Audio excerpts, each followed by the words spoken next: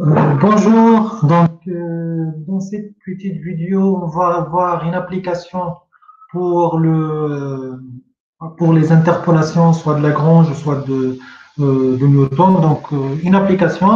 Dans deux vidéos précédentes, on a implémenté les algorithmes de l'interpolation de Lagrange, c'est-à-dire on a construit le polynôme de Lagrange interpolant des points donnés x, y, i. Aussi, on a construit de même l'algorithme de l'interpolation de Newton. Maintenant, dans cet exercice, on va interpoler une fonction. C'est-à-dire, les y vont être définis par une fonction f, f y égale f de x, y. Donc, l'exercice, donc l'énoncé, interpolé par la méthode de Lagrange ou bien par la méthode de Newton, on va essayer de mettre les deux. La fonction cosinus au point moins pi sur 2, 0, pi sur 2 et pi. Et on va, la deuxième question, tracer sur le même graphique la courbe de la fonction cosinus et son polynôme d'interpolation de Lagrange associé au point déjà mentionné, interpréter le résultat. Donc pour cela, donc il faut tout d'abord définir les x.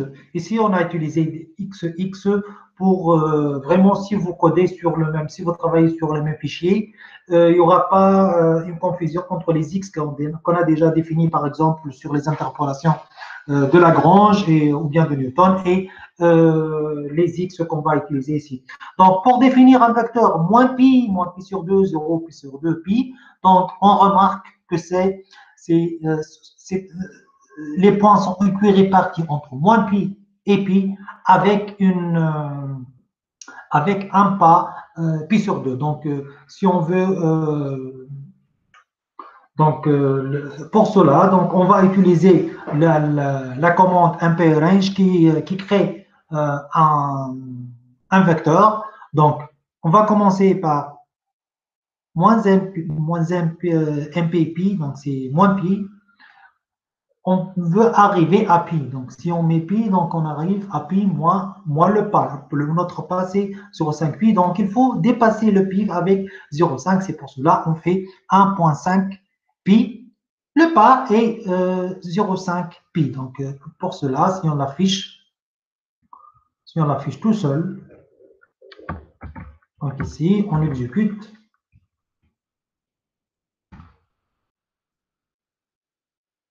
Il va afficher, donc c'est moins pi, moins pi sur 2, 0, pi sur 2 et pi. Les YI sont définis par la fonction cosinus. Donc, NP cosinus pi. Donc, si je fais cosinus NP cosinus X, donc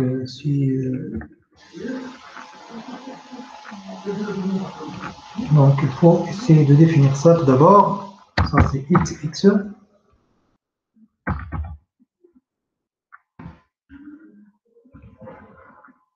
Donc on a les YI, c'est moins 1, donc l'autre c'est c'est pratiquement 0. Hein. Quelque chose à puissance moins des 7, donc c'est 0. Donc,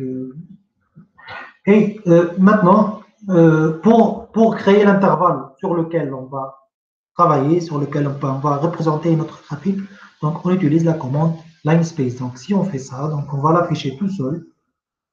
Comme ça, vous pouvez comprendre de quoi il s'agit. Donc on va ajouter une cellule de calcul. Et on exécute, vous allez voir qu'il va créer 100 points équirépartis entre moins pi, pardon, c'est entre moins 3 pi sur 2 et 3 pi sur 2. Donc ça, ce sont des points équirépartis. Bon, je n'ai pas besoin de ça, on ne va pas faire beaucoup de code, donc je vais me débarrasser de cette commande. Maintenant, on va interpoler l'interpolation de Lagrange TT au point. Donc, si je reviens sur l'interpolation de Lagrange, j'ai là trois paramètres t, x et yt est le point où on va évaluer notre polynôme d'interpolation. Donc, t, x et y. Aussi, bon, on va ajouter une petite question, c'est Q, on va aussi visualiser notre interpolation de Lagrange et on attend que, vraiment, on attend qu'elles seront confondues. Donc, interpolation Newton, donc la même chose, tt, xx et y. Maintenant, c'est ça, normalement, vous êtes habitué avec ces commandes de style, soi-disant. Donc, maintenant, on va essayer de visualiser tt, le polynôme p en fonction de t. Donc, on va ici ajouter le polynôme q en fonction de t aussi. Donc, on va choisir, par exemple, on va choisir visualisation avec donc red, ou bien red c'est blue, on a utilisé donc on va utiliser zéro.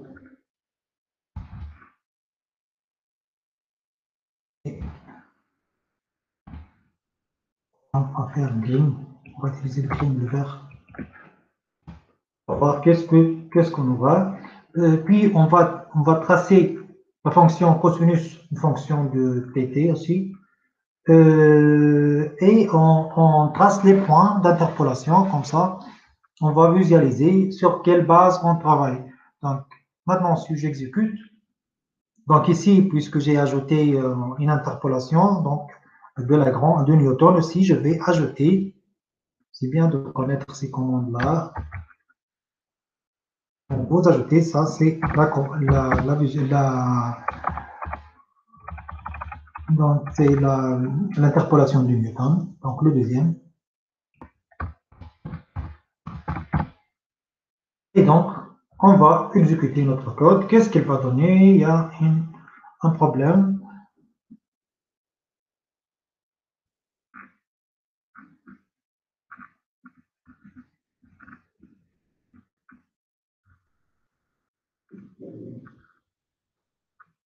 Ok, ça c'est une chaîne de caractères.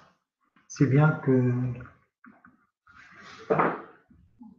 Ok, donc, on a le polynôme de Lagrange, le polynôme de Newton. Donc, où est le polynôme de Lagrange?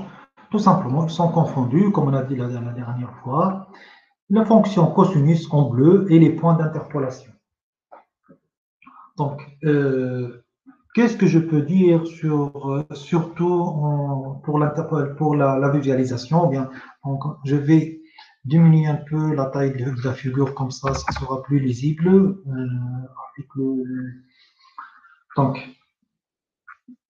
je regarde sur la base, au milieu de la base, donc au milieu de l'intervalle d'interpolation, moins pi, pi, donc vraiment il y a une coïncidence d'interpolation entre le polynôme d'interpolation et les fonctions cosinus, mais après, il y a une divergence entre les deux, c'est-à-dire vraiment l'interpolation donne une bonne coïncidence entre les points, c'est-à-dire entre les points d'extrémité. Mais en dehors de ça, on ne sait pas le contrôler. Donc, c'est ici, par exemple, si tu veux, si par exemple, si on veut calculer, je ne sais pas, cosinus de moins 2,1. Donc, on peut utiliser, c'est pratiquement la même, le polynôme d'interpolation. Mais en dehors de cet intervalle, vraiment, c'est très loin. Ça, c'est notre première application. La deuxième application,